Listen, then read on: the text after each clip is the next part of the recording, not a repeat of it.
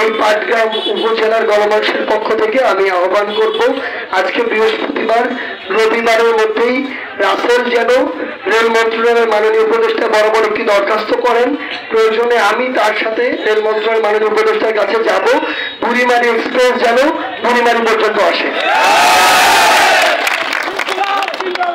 দুই নম্বর বিষয় বলেছেন আপনারা বিএসএফ দ্বারা বাংলাদেশে তাদের নাগরিক কিংবা এজেন্টও হতে পারে, সেটা পুশিং করার কথা বলেছেন। আমরা স্পষ্ট করে একটা কথা বলি, একদম ভারতকে উদ্দেশ্য করে কথা বলি, শুধুমাত্র এনসিপির একজন প্রতিনিধি নয়, বাংলাদেশের আগামী প্রজন্মের একজন প্রতিনিধি হিসেবে স্পষ্ট করে বলি, এখন পর্যন্ত ভারতের যে আচরণ বাংলাদেশের সাথে এটা সন্তোষজনক নয়।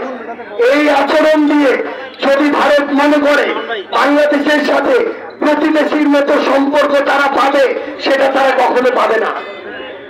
তারা এই 24-এর অভ্যুত্থানের হাজারেরও অধিক খুনের নির্দেশদাতা, লক্ষের অধিক মানুষকে রক্তাক্ত করা হয়েছে যার নির্দেশে, সেই খুনি হাসিনাকে তারা আশ্রয় দিয়েছে। যতদিন পর্যন্ত খুনি হাসিনা ভারতে আশ্রিত থাকবে, বাংলাদেশের মানুষের সাথে ভারতের সম্পর্ক স্বাভাবিক হবে না।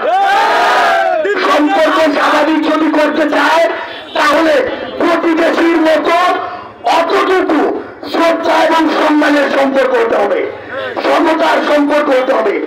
আগের মতো ওই রকম দাসত্বের সম্পর্ক বাংলাদেশের মানুষ আর মানবে না।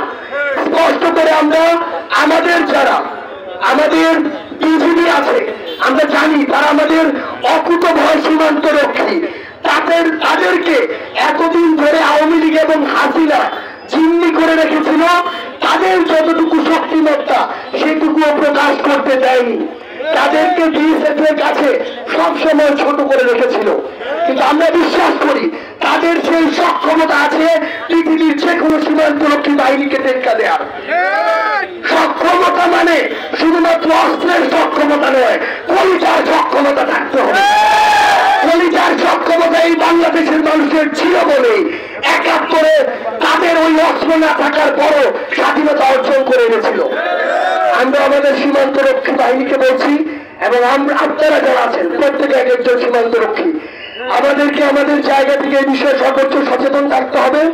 অন্তর্বর্তীকালীন সরকারকে অনুরোধ করব, দেশের সার্বভৌমত্বের প্রশ্নে বিন্দুমাত্র আপোষ নয়।